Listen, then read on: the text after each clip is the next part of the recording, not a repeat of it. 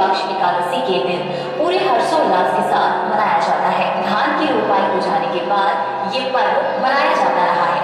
इस दिन पहाड़, पर्वत, जंगल, झाड़, नदी, नाले, पेड़ पौधे की पूजा होती है। तो आइए हम आपको बताते हैं कि सामान्य मान्यताओं के अनुसार करमडाली की पूजा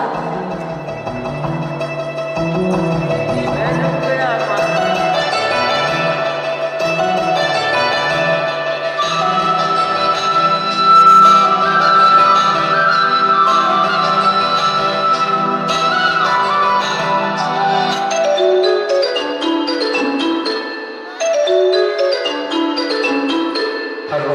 हेलो एक सेकंड, का है गा? आज ना हम पर कर्म होत है यार। अच्छा हाँ, और मुझे ना तोर बिना कर्म अच्छा नहीं लगी। ऐसे का? तो मैं इसे कहता हूँ, का कहता? हमें पर कर्म ना चाहिए यार। अच्छा लबारी तो नहीं मार